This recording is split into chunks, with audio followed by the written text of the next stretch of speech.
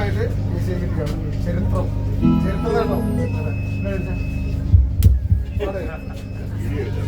ഒരു ബോട്ടിന്റെ പരിപൂർണ അധികാരി എന്നാണ്. ബോട്ട് കരയിൽ നിന്നും പുറപ്പെട്ടാൽ യാത്ര ആരംഭിച്ചാൽ അതിന്റെ പൂർണ്ണ ഉത്തരവാദിത്തം ബോട്ട് മാസ്റ്റർ തസ്തികയിൽ ജോലി ചെയ്യുന്ന വ്യക്തിക്കാണ്. ഒരു 13 വർഷം മുമ്പ്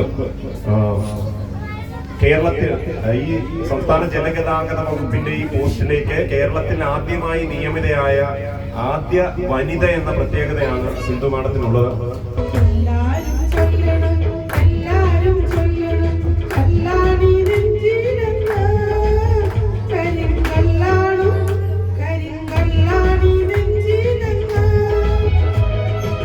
സാർ നമസ്കാരം. നമസ്കാരം. പേരെന്താണ്?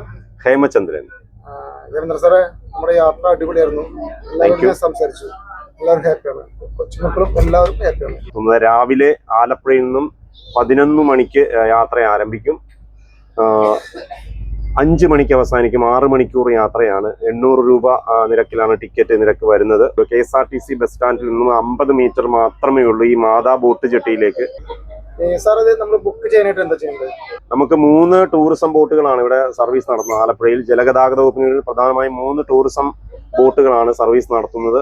ഒന്ന് ഈ ഇന്ദ്ര എന്ന പേരുള്ള ബോട്ട്, അതിന്റെ ബുക്കിംഗ് നമ്പർ സർക്കാരിന്റെ ഒഫീഷ്യൽ നമ്പറാണ്. ബുക്കിംഗ് നമ്പർ 943050 എന്നുള്ളതാണ്. 9400050333. ഇതാണ് ഈ ബോട്ടിന്റെ ബുക്കിംഗ് നമ്പർ. നമുക്ക് മറ്റ് 2 ബോട്ടുകൾ കൂടിയുണ്ട്. ഒന്ന് വേഗ 2 എന്ന പേരുള്ള ബോട്ട്, അതിന്റെ ബുക്കിംഗ് നമ്പർ 943050 എന്നുള്ളതാണ്. 9400050325.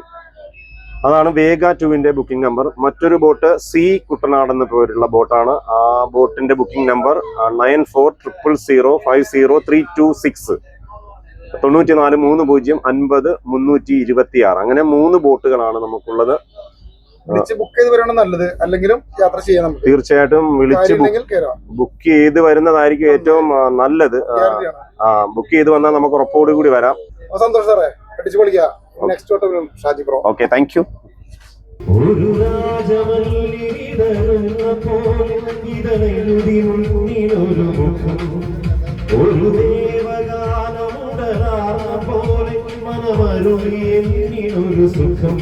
സായി എന്ന പേരിൽ പ്രസിദ്ധമായ കേരളത്തിലെ ഏറ്റവും പ്രധാനപ്പെട്ട ഒരു ജല കായിക പരിശീലന കേന്ദ്രമാണ് ഈ ബോട്ടിന്റെ ഇടത് ഭാഗത്ത് കാണുന്നത്. വാട്ടർ സ്പോർട്സ് ട്രെയിനിങ് സെന്റർ ആണ്.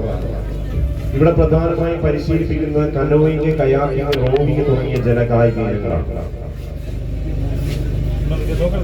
ഇതിനോടകം തന്നെ നിരവധിയായ ദേശീയ അന്തർദേശീയ മത്സരങ്ങളിൽ ഗോൾഡ് മെഡലുകൾ ഉൾപ്പെടെ നേടി വിജയിക്കുവാൻ കഴിഞ്ഞ പ്രതിഭകളായ പ്രഗത്ഭരായ ജലകായിക താരങ്ങളെ സൃഷ്ടിച്ചെടുക്കുവാൻ കഴിഞ്ഞ മഹത്തായ കേന്ദ്ര സർക്കാർ സ്ഥാപനം കൂടിയാണ് ഈ സായി കേന്ദ്രം.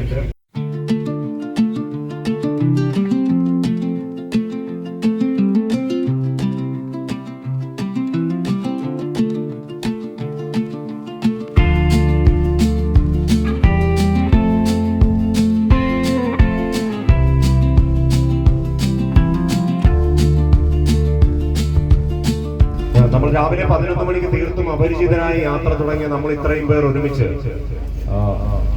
ഈ 6 മണിക്കൂർ സമയത്തുള്ള ഒരുമിച്ച് പാട്ടുപാടി, ഒരുമിച്ച് ഡാൻസ് ചെയ്തു, ഒരുമിച്ച് കൈയടിച്ചു, ഒരുമിച്ച് ഭക്ഷണം കഴിച്ചു. പ്രിയപ്പെട്ടവരെ, നിങ്ങൾക്ക് ഈ യാത്ര ഇഷ്ടപ്പെട്ടോ? അടിപൊളി യാത്ര ഇഷ്ടപ്പെട്ടോ? നല്ലൊരു കൈയടി തരാമോ? Thank you so much.